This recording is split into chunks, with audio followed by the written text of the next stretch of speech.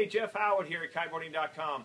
I had some guys come in the shop. They've seen a lot of my videos and they asked me, Jeff, we're sitting here talking with you about these kites and it's so much good information. Can you please put this in a video?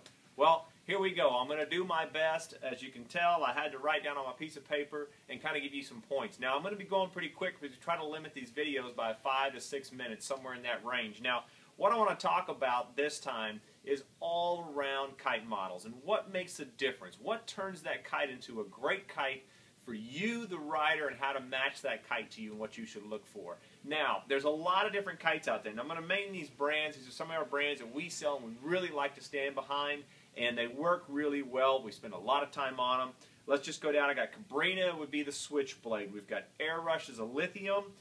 Ozone, we got the Catalyst, Nash is the Park, the Wainman, the Slingshot Rally, Liquid Force Envy, and you're looking at Crazy Fly Sculpt. Now, what's the difference in these kites and what you should be looking for? Now, a lot of the guys, you want to match the kite to the rider. Depending on if you're in the heavyweight range, you're in the 180, 190, up in the 200s, or you're a lighter weight rider, you're somewhere in the range of probably the 150 to 170, 175. And then you got your really lightweight riders. Now, the difference in a lot of these kites is how they penetrate through the air, how fast they fly. That's not turning speed. There are two different classifications when I talk about it. You got kite speed and you got kite turning speed.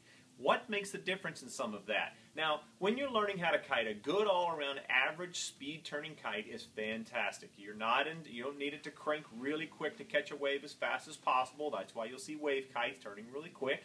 But they turn fast enough. Now, if the kite is too slow, you don't get a lot of jump into it. It doesn't change its direction with how you're riding. So, what I want to talk about is a little things that change the aspect of a kite. Now, turning speed. Let's talk about turning speed. The thickness and the width of the wingtip, such as this right here. This is your width of your wingtip. You will see this is a very narrow type wingtip. What happens in water kites is they warp. When you go to turn them, it's called warp turning. This is what you do in the kite. This stops one side and increases the speed of the other.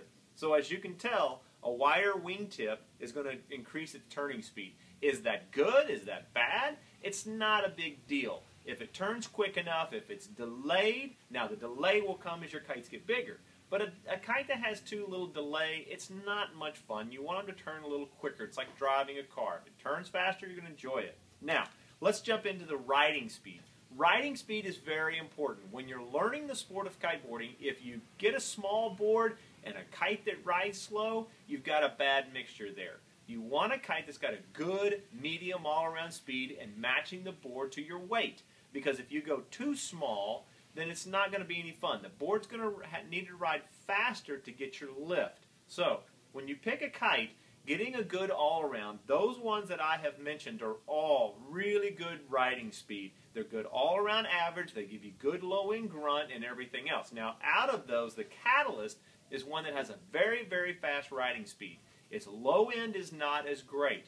When you jump into the Switchblade from Cabrina, it's got a good mixture of both. It gives you the good low-end grunt, but it doesn't have too fast of a ride speed compared to the Catalyst. Same with the Lithium, the Wainman, the Rally. These are all with a little bit bigger leading edges and a little bit more luff curve, which is the top of the first two-thirds of that cell, or I'm sorry, the first one-third of that cell. If it has a big arch to it, it's going to give you good low-end grunt and not a lot of ride speed. So there are little things that go in between that make it better for you. If you're a heavyweight rider, go with something that has a bigger leading edge, has more luff curve to it, and a little bit slower ride speed. You will enjoy it more. If you're a lightweight rider, tend to move to the kites that feel a lot lighter, like a Slingshot Rally or the Catalyst from Ozone.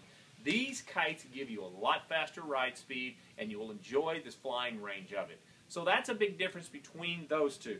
Now, what I want to talk about is also the bridling in some of the kites. Some of the kites have different bridles. You will have bridles that have a lot of pulleys and some that don't. Now, having no pulleys is really nice because you have a decreased failure. Pulleys won't fail. They don't wear out. That's the big thing about it. If you have pulleys, make sure to check and they have larger pulleys. This will make your control a lot smoother and everything else. It isn't a huge difference in your turn speed. I have found that the ones that do have a faster turn speed do not have the pulleys on there. So those are a little bit of tips and things to look for when you're picking a kite. Now, remember, here at Kiteboarding.com, our biggest aspect is to sell you the right kite for you. You may be looking for something that's more discounted down, or that, look at this, here's a used one, or whatever. Our main thing is we will ask you the questions and make sure that we fit the right kite for your riding style. So, that's Jeff Howard here at Kiteboarding.com. We try to get you the point to help you, educate you, and help you get the product that you need, the kite that you need, and the right board, because once you get the combination, you'll enjoy your ride a lot more. Anyway, we'll be back on for another video later on to try to show you a little bit more about racing or surf. That's Jeff Howard here at Kiteboarding.com. We hope you have a great day.